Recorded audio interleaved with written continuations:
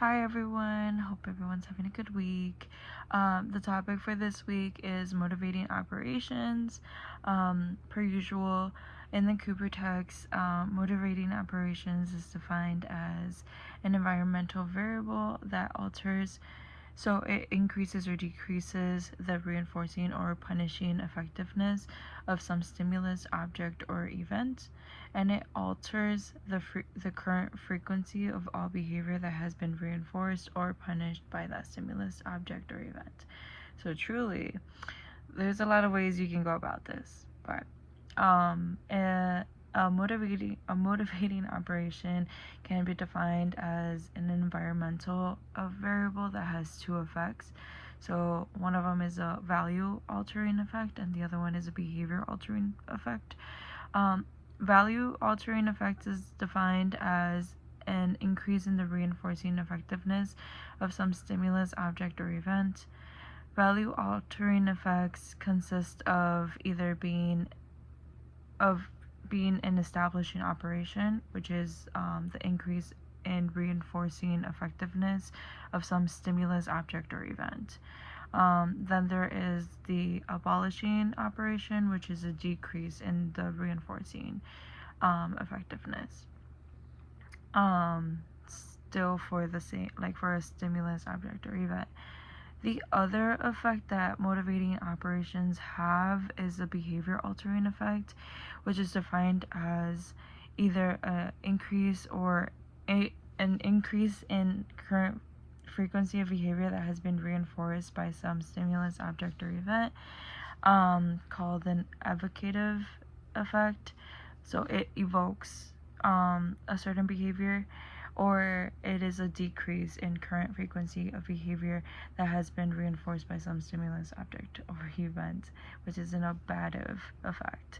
So an example of a motivating operation would be a common one when someone is food deprived.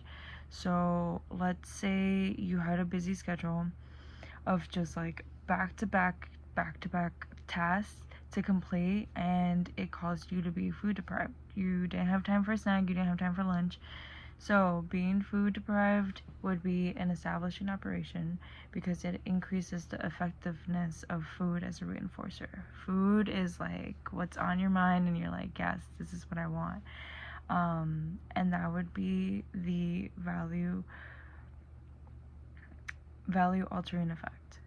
Feeling super hungry then evokes behavior such as ordering food, walking to the kitchen to look for food. This behavior is reinforced by the food itself, so this would be the behavior altering effect in the motivating operation, seeking the food and whatnot. Another example of a motivating operation would be kind of like the flip of food deprivation, more like the food ingestion. So let's say you packed a sandwich, chips, a cookie, and some oatmeal for lunch, and you ate all of the food items that you packed. Feeling full or reaching satiation would be an abolishing operation due to the decrease of effectiveness that food had as a reinforcer. So after you had this big lunch, food is not as reinforcing as it was before you had the lunch.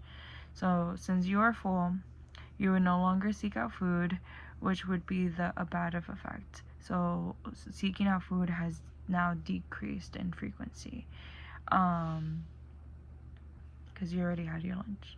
So being able to understand motivating operations allows for individuals to better understand behavior and how to change it.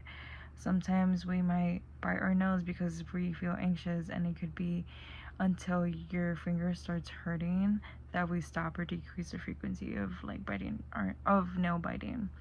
But this allows us to recognize that we are feeling anxious. So maybe like, hey, whoa, I need to slow down a little bit, right? Find a different coping skill.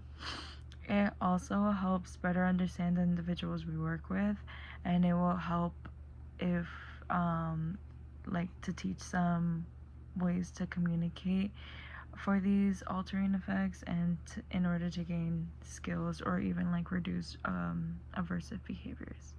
But that's all I have for today. Thank you.